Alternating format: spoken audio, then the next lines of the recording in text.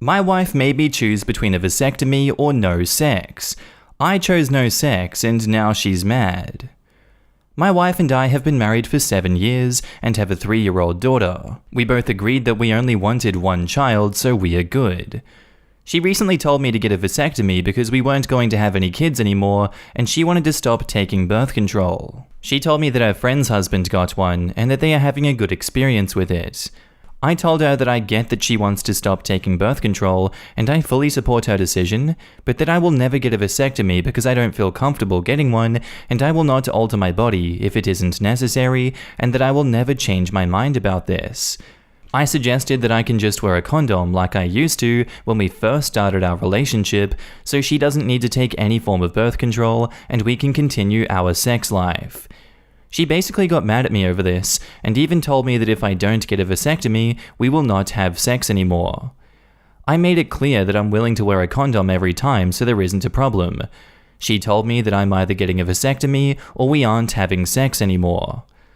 I like having sex, but I'm not some desperate loser who is going to beg for it and do something that he doesn't want just for sex. So I told her that I guess we aren't having sex anymore. This was 2 months ago. It's unfortunate that we aren't having sex anymore, but it's not like my life depends on it, so at the end of the day, I'm good. My wife, on the other hand, is not taking it so well. A couple of days ago, she got mad at me for not wanting to have sex with her, and that I think my seed is more important than our sex life.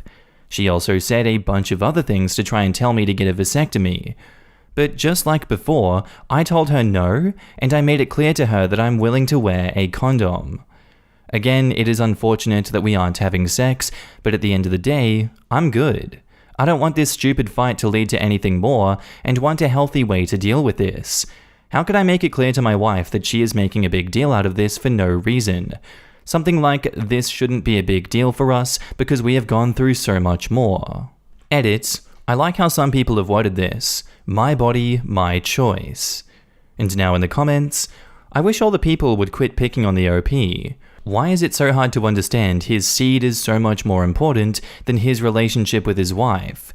He will never be able to father a child ever again.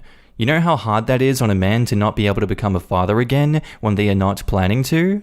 Yes, he is in his late 30s and not planning on having any more children, but still, he will not be able to if he changed his mind.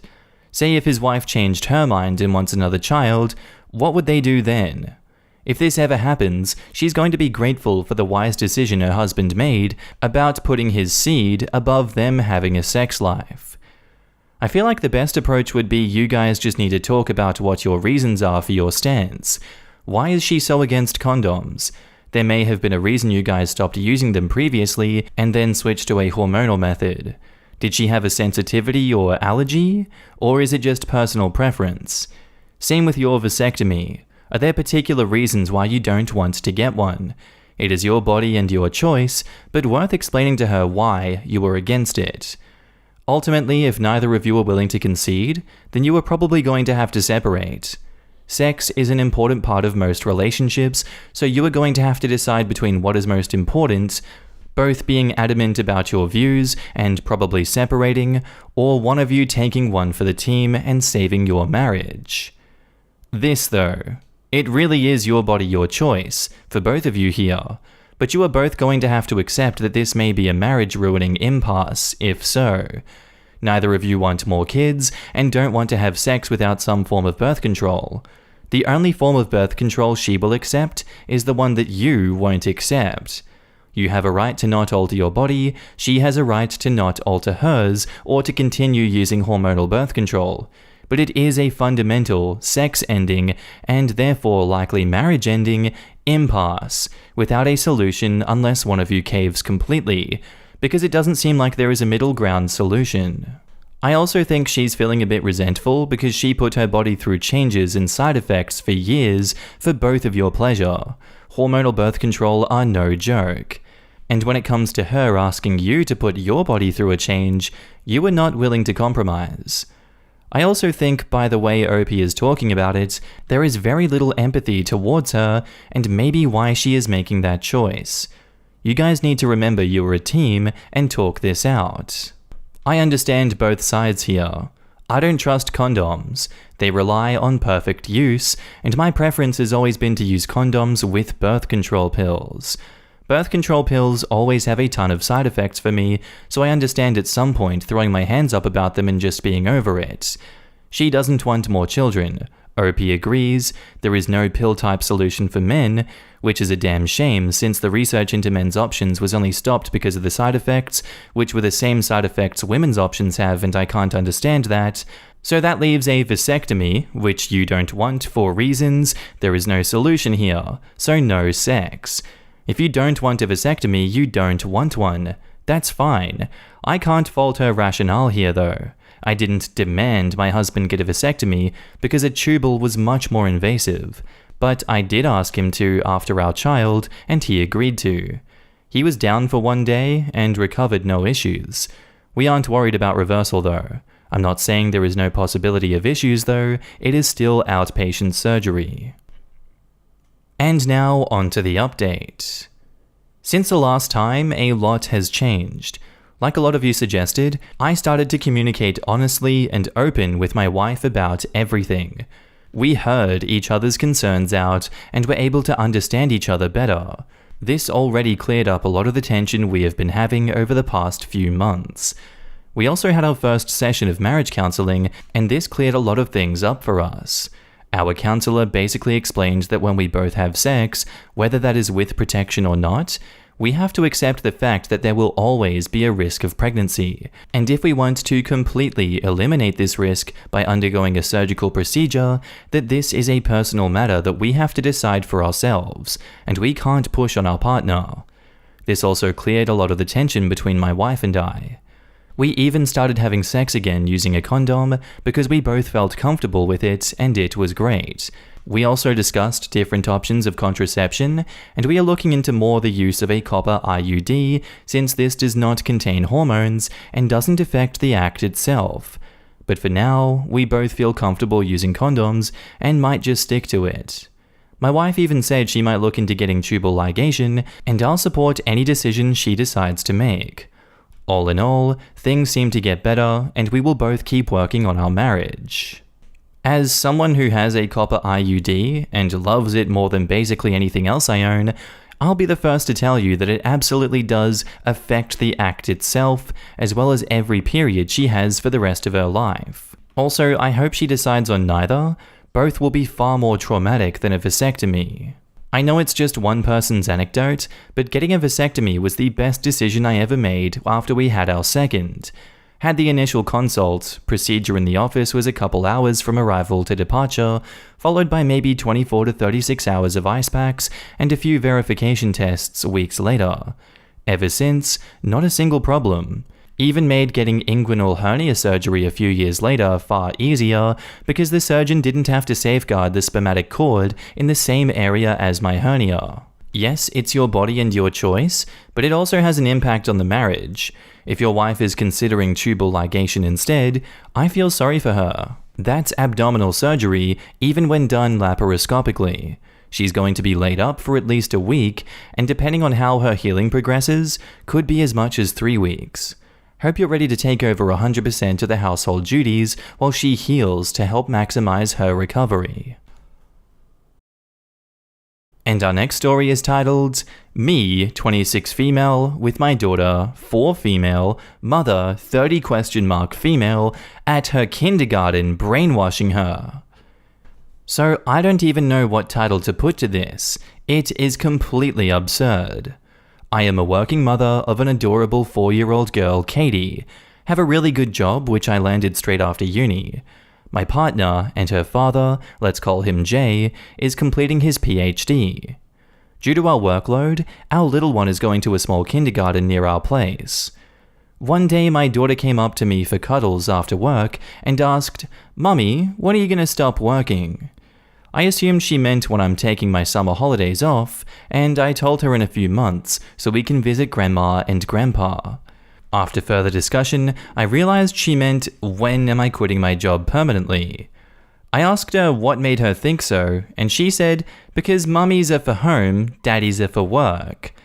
I was dumbfounded and asked her where she heard this. I was pretty upset as that was the opposite of what I want to teach my kid, and she definitely did not hear this from my partner or myself. Visibly upset, I asked her how did this occur to her, but got no answer from her. I went the next day at school and asked the teacher whether such discussions have been made in class. She said no, and I went on my way. On the next few days, my daughter became more distant and started saying that I am not a good mummy and that she doesn't like how Daddy or Anna, her babysitter, pick her up from care.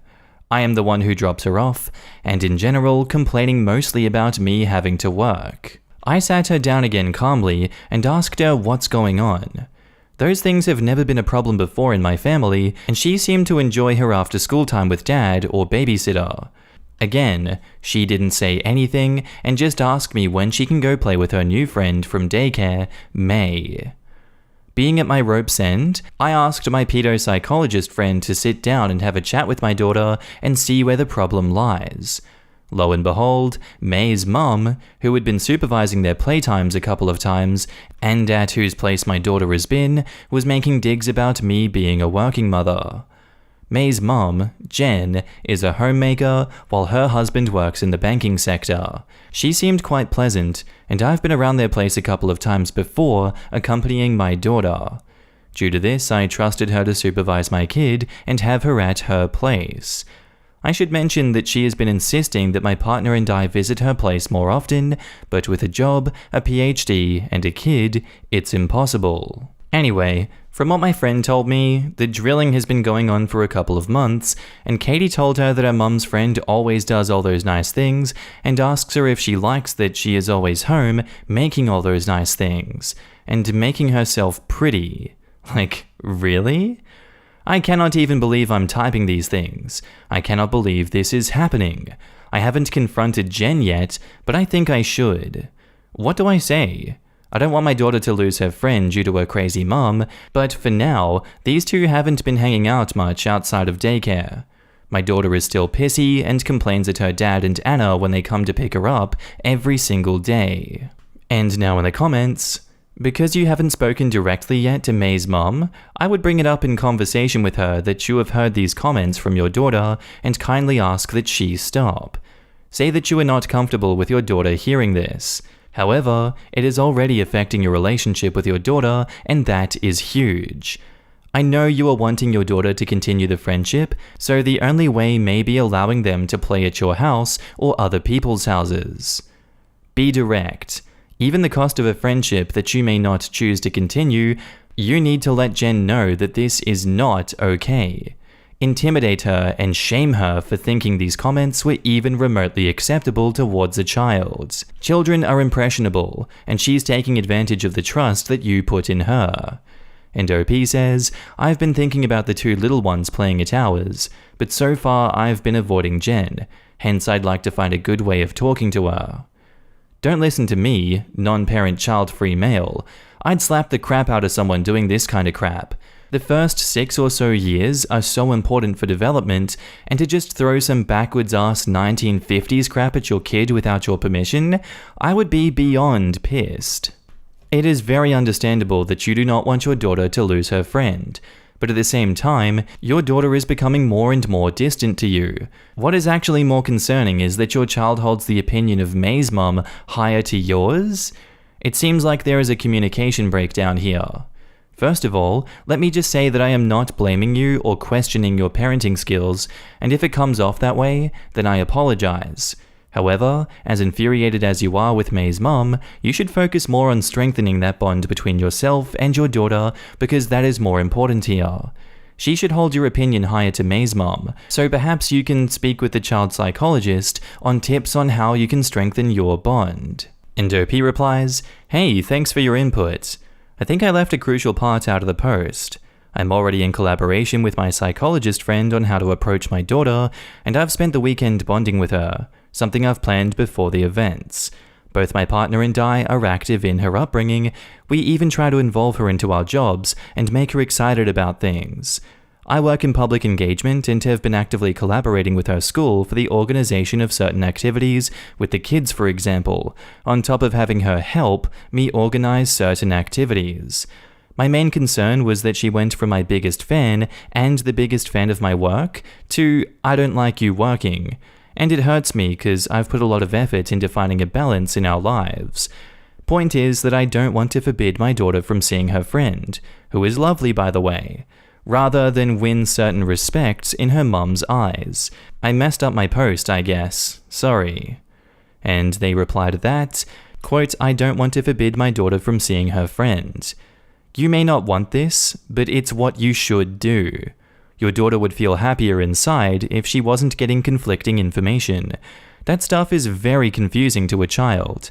If you want her happy, you should cut the friend out while your home values are reinforced. I can see no benefit to exposing your daughter to a tug-of-war of ideals. She is 4. The friend won't be the biggest loss. And now onto the update. I posted a few weeks ago about a mother in my daughter's kindergarten that made comments about her stay-at-home mums being better than working mums. Nothing could prepare me for what followed. One thing that I'd like to clarify from all the comments I received was that I am not an absentee from my daughter's life. Despite being a working mother, I am as involved as it gets. Katie has spent as many times at Jen's as May has spent at ours. I've been playing with the girls quite often when they're about, and took them to the park, museums, etc., but this isn't the point. On the Katie frontier, our relationship has made a full recovery, and we are a strong unit again. I am so happy to have my daughter back, and we enjoy our moments together. She has even been asking to come to the office again, and to take her to our next outreach event. So the day after I made this post, Jay goes to pick up Katie from kindergarten and our favorite mum is there. She asks whether Katie wants to come over and to play, and her and my partner can grab a coffee in the meantime. Jay declines, but she insists. Finally, the girls come out. Then Jen asks the girls whether they want to go play. Both of the little ones agree enthusiastically. Jay has to be the bad cop and say another time because of other plans. He said he thought of letting Jen know why, but he's very non-confrontational. Couple of days go by, and Anna has been doing the kindergarten run, due to Jay running experiments late. Jen asks again for a playdate, and Anna knows to say no. Weekend comes, and Jay gets a text from Jen asking if he's busy, and maybe he could bring Katie over. Jay replied that we want some time with our daughter for the weekend as a family. No reply. In the meantime, Katie had another session with my psychology friend. One of the things that got out is that Jen asks a lot about Daddy. I took the next few days off as Jay was working from home, and I decided it would be nice to spend some extra time as a family. Hence, duty of picking Kate up becomes mine. Jen is there, and I try to start some sort of conversation by politely saying hi. She just briefly turns at me, replies with hi, and turns her head again. That's completely uncharacteristic of her, but I suspect she realizes that we are avoiding any further playdates. I thought of asking if May could come over, but her cold manner discouraged me completely. She says bye-bye to Katie when we are leaving. Okay. A few days after I'm back from work, Katie comes back with 2 cupcakes. 2. One for me, one for Daddy, she explains. Anna said that Jen gave them to her at pickup time and explained who gets what. No cupcake for me. I started joining the dots at that point. We discussed with Jay her odd behavior, and we thought that the best idea was to ignore her, not even thank for the cupcakes, and have Anna pick Katie up from school. Jay is getting his final results for a publication, so he cannot do it from now on anyway. So Jen keeps texting and even calling Jay. Never me. I am an invisible working mother. Jay stops replying and picking up, until 2 days ago he did. He asked Jen what's the matter with the calls and texts. Jen starts with, oh, you know, May's missing her friend and has been pestering me the whole time. Only children need their friends, blah blah blah. Then my dear partner decides he has had enough, and he has a go at her. Properly. He starts off with how we don't appreciate her comments aimed towards me being a working mother, and that singling me out on various occasions is not okay at all. And then it started. After a while, Jay put her on loudspeaker so I could hear the spectacle. Jen starts saying how unfair it is for him that his woman cannot take care of him, and how she's trying to be sympathetic of him being stuck with a career cow who only cares about her job and not her man and child. Jay is flabbergasted, but he manages to reply that that is not the case and he's happy with all this, and he needs no sympathy. Thanks, but no thanks. He prefers other people to stay out of our business. Then she goes on about how our daughter is starved of motherly love and how she can see it in her eyes and that she's trying to be a mother figure for her. Jay again replies that he does not understand her motivation behind this and that what she is talking about is completely unfounded. By that point, she is on loudspeaker but didn't realize. She went on a tirade about how she and Jay would be perfect and understand each other. They have both been neglected by their career-starving spouses, and that she can tell from the way that he looks at her that he wants her too. She spent the next few minutes going on about all the signals were there, and how Katie and May are practically like sisters already, and that she knew they could make it all together and be happy. Jay and I were just looking at each other. I suspected that Jen had a crush on him after the cupcakes incident, but that was too much. Jay finally spoke and said that she was being absurd and that he would prefer that she stays away from our daughter and our family in general.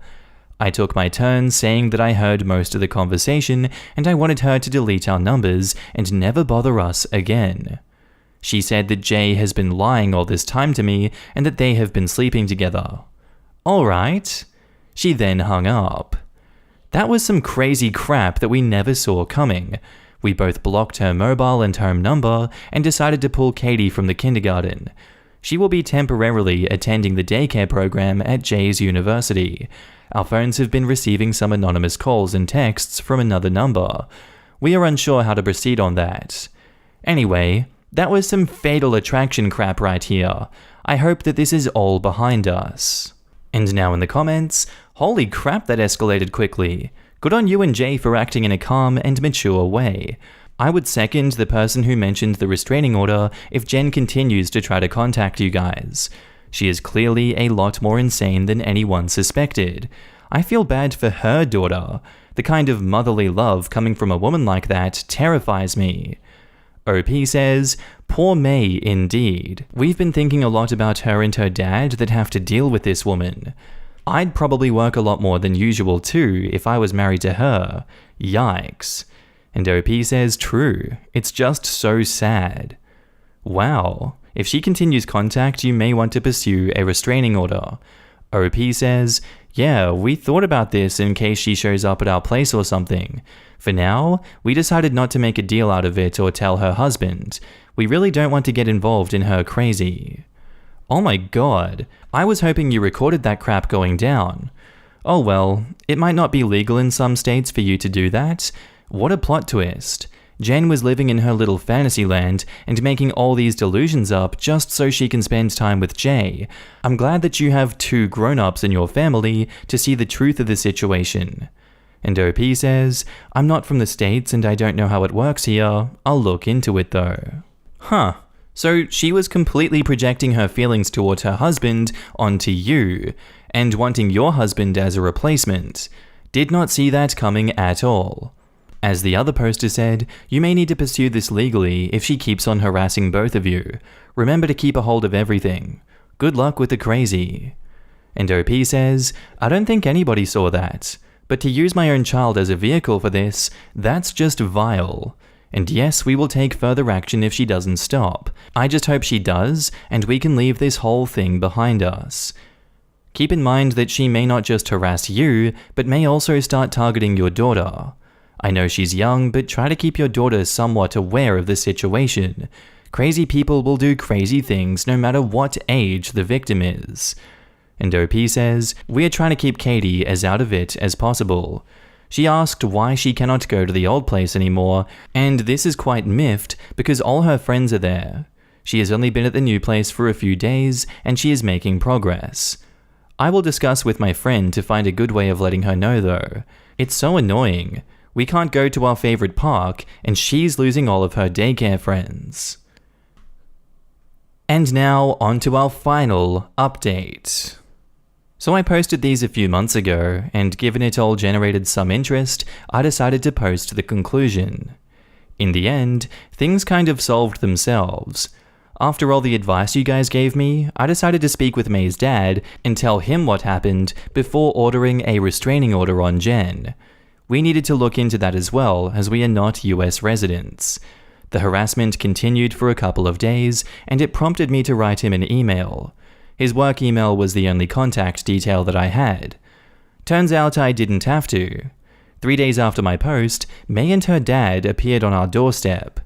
He was apologizing profusely before we said anything. We just sort of stood there. He appeared calm and composed, but you could tell he was quite distraught.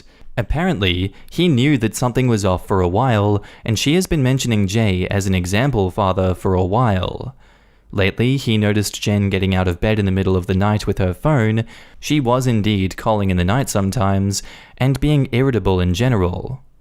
At first, he suspected an affair between her and Jay, and decided he should contact me.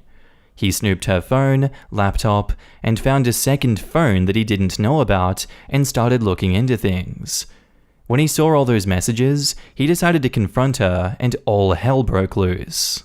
They had a scream match where Jen was verbally attacking him with May present. Poor kid. She was also talking crap about me, about how awesome Jay would be, the whole shebang.